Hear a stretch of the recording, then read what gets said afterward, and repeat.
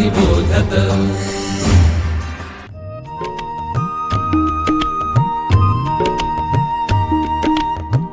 विवेकी अक्षर विवेकी लेखन सुश्राव्य वाचन श्रवणार्थ चरित्रे संस्कारी धीरवीर गाथा रम्य बालकथा अनुभवा अमृताचे शब्द थोर आणि सान सगळ्यांचे कान आनंदावे चालता बोलता ऐकावे पहावे ज्ञानी होत जावे सहजची।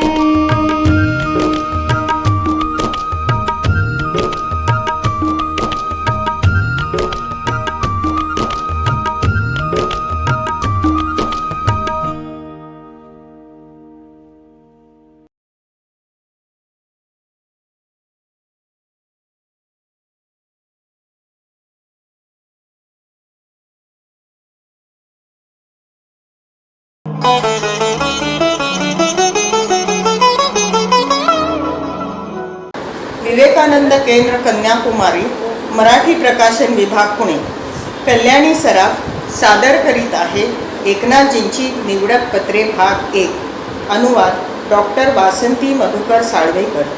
चारही बाजूंनी समुद्राने वेढलेल्या शिलेवर स्वामी विवेकानंदांचे स्मारक उभारणे हे एक आव्हान होते आणि एकनाथजींनी ते सहज पेलले। माननीय एकनाथजी रानडे यांनी विवेकानंद केंद्र निर्माण करण्याच्या कार्याला सुरुवात करण्यापूर्वी अनेक लोकांशी संपर्क केला। अनेक लोकांची आर्थिक बाबतीत तसेच परवानगी मिळवण्यासाठी सरकारशी सतत संपर्क केला आणि मुख्यमंत्र्यांपासून अनेकांना उद्योगपतींना वगैरे पत्रे लिहिली। तीही पत्रे या पुस्तकात संकलित करण्यात आली आहेत। 1/6/1965 माननीय श्री भक्तवत्सलम आदरयुक्त प्रणाम। मी आपल्याला बऱ्याच काळानंतर लिहित आहे। गेले काही महिने मी जवळजवळ मद्रासच्या बाहेरच होतो। सध्या एका राज्यातून दुसऱ्या राज्यात फिरून निधी संकलनासाठी राज्य समित्या आणि संघटन उभारण्यासाठी स्थानिक हितचिंतकांना मदत करीत आहे।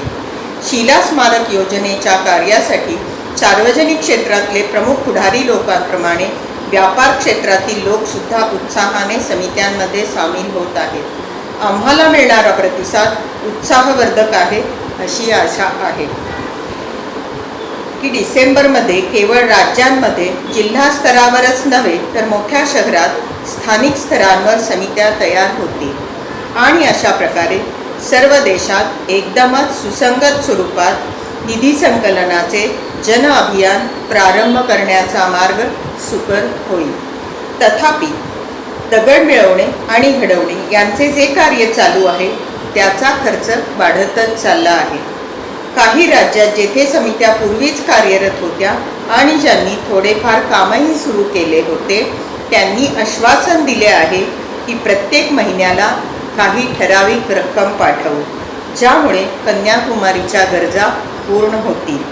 आपण कन्याकुमारीत दगड घडवण्याचे आमचे केंद्र बघावयास गेला होता हे समजल्यावर मला फार आनंद झाला आहे। आपल्या या भेटीमुळे आणि आपण अंतःकरणपूर्वक केलेल्या चौकशीमुळे निर्माण कार्यासाठी लावलेल्या कारागिरांमध्ये आणि समितीच्या कार्यकर्त्यांमध्ये एका नव्या उत्साहाच्या आणि प्रेरणेच्या भावनेचा संचार झाला आहे।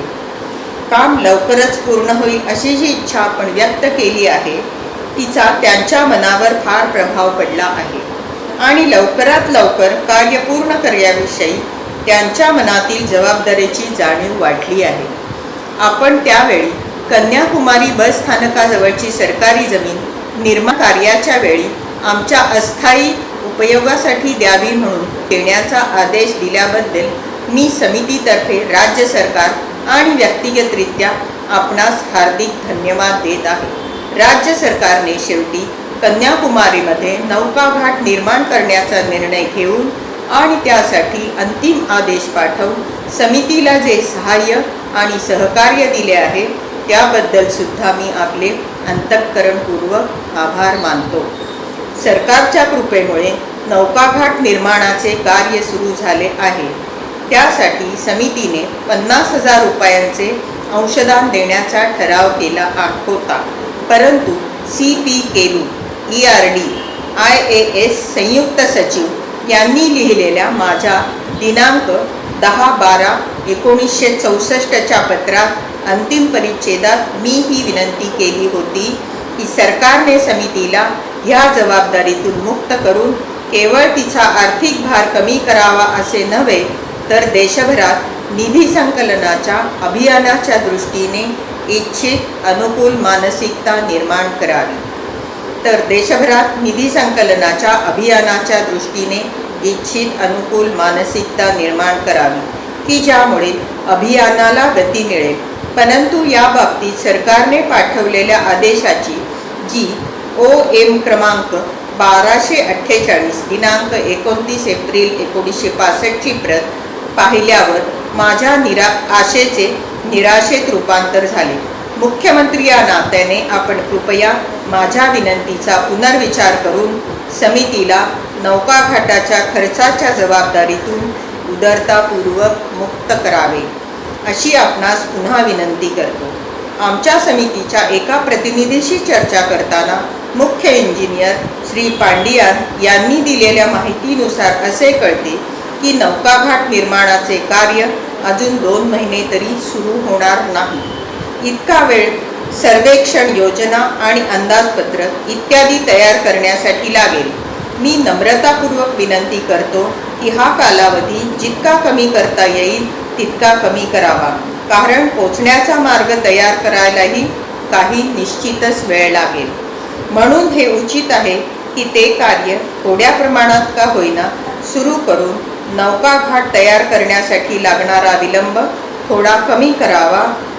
मला विश्वास आहे की आपण हे जाणून घ्याल की कार्य लवकरात लवकर पूर्ण करण्याचे आमचे सर्व प्रयत्न तेव्हाच सफल होतील जेव्हा या योजनेचा जणू प्राणच असलेली परिवहन सेवा प्रारंभ करण्यासाठी आवश्यक असा नौकाघाट वेळेवर पूर्ण केला जाईल. मी आपल्याला व्यक्तिशः भेटावे आणि कार्याच्या प्रगतीविषयी बोलावे म्हणून मनापासून उत्सुक आहे.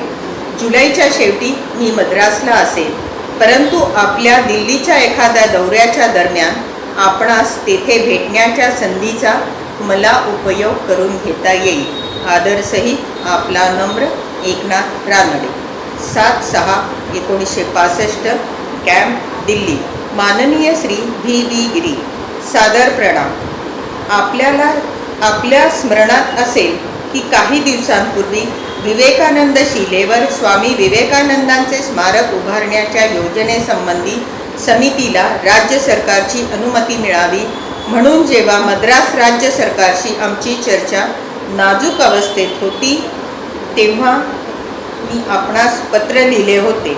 ईश्वराच्या कृपेने आणि आपल्यासारख्या प्रबुद्ध लोकांच्या आशीर्वादाने ही चर्चा सफल झाली आणि समितीला विवेकानंद शिलेवर स्मारक उभारण्यासाठी सप्टेंबर 1964च्या शेवटी राज्य सरकारकडून अनुमती मिळाली.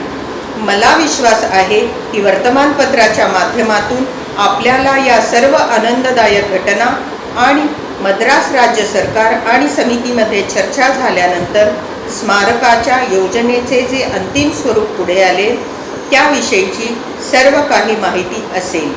तथापि आपल्याला संपूर्ण माहिती देण्यासाठी मी समितीद्वारा प्रकाशित एक पुस्तिकेची प्रत सोबत जोडीत आहे.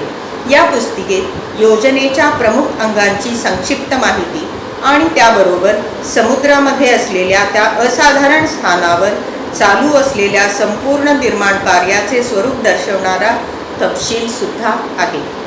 आपणास हे समजल्यावर आनंद होईल की राज्य सरकारने कृपापूर्वक विशेषतः स्वतःच्याच खर्चाने शिलेच्या खालचे किनारे आणि समुद्र तटावर भवन सामुग्रीची वाहतूक व्यवस्था आणि श्रद्धाळूंच्या येण्या जाण्याच्या सोयीच्या दृष्टीने नौकाघाट बनवण्याचे कामही हातात घेतले आहे.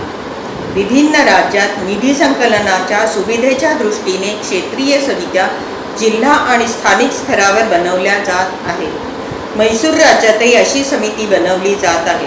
या राष्ट्रीय कार्याच्या कार्यान्वयामध्ये आपला सहयोग आणि मार्गदर्शन मिळावे म्हणून समितीशी संबंधित प्रमुख व्यक्ती आपल्याकडे येतीलच. मला आशा आहे की या महान कार्याच्या प्रगतीसाठी केवळ आपले आशीर्वादच नाहीत तर मार्गदर्शन आणि सक्रिय सहयोग सुद्धा प्राप्त होईल.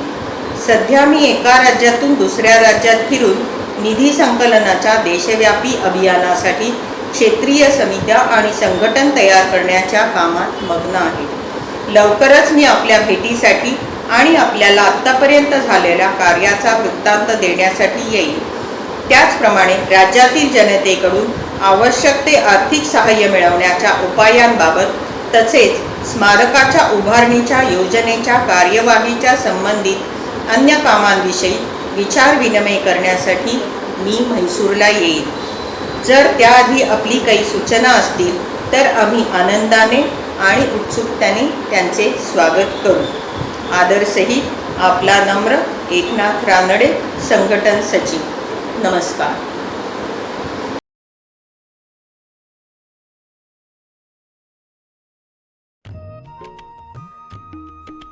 विवेकानंद केंद्र मराठी प्रकाशन विभाग म्हणजेच MPRV गेली 35 वर्षे संस्कारक्षम आणि राष्ट्रजागरणपर पुस्तकांच्या प्रकाशन व्यवसायात 135 हून अधिक पुस्तके, 10 लाखांहून अधिक प्रतींची एकूण विक्री, कार्यकर्त्यांना उपयोगी पडेल अशा माहितीची विवेकशलाका आणि केंद्राच्या देशभरातील कार्याचा परिचय करून देणारी कार्यदर्शिका. संपर्क अश्विनी हाईट्स, पहिला मजला, ग्राहक पेठेजवळ, टिळक रोड, पुणे 30. संपर्क क्रमांक 9881061686.